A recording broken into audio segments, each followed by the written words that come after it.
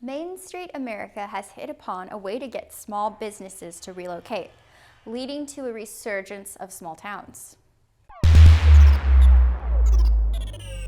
The latest craze attracting bodies to small town America is to pay families, renters, and would-be homeowners by giving them rent money, tax credits, or other perks to relocate. The fact is, these incentives are working, bringing outside money to revitalize many cities that have fallen off the radar. Recently, Topeka, Kansas made the news by announcing it is joining this club of small American towns paying people to move. There are stipulations, but often the only criteria is that you need to have portable income as a remote freelancer or remote worker who can bring in outside dollars.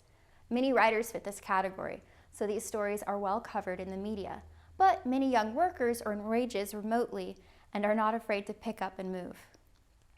The municipality finds a benefactor or government grant program and pays any new transplant's rent for 6 months to a year.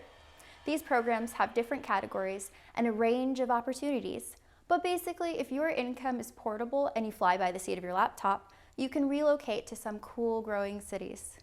There is no substitute for living on Main Street, USA, or in any town with the ability to walk to the post office or grab a local coffee or paper. This trend is returning, and we note the death of the local newspaper ran parallel and likely contributed to this exodus as local news got lost in the overwhelming availability of cable news stations for free to nearly every viewer. But frankly, the demographic of Main Street America is changing, and who owns buildings in small towns is in flux because the grandkids and children don't want to live where they were raised, choosing to move to bigger cities and satisfying career goals.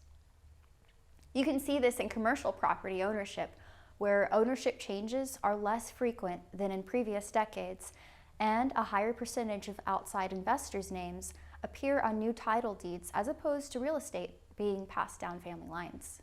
This is why the resurgence of small-town Main Street is focused on alternative marketing and attracting new blood into the area, and why Topeka has announced a fund to offer up to $15,000 to people willing to live and work in the city, or its home county of Shawnee.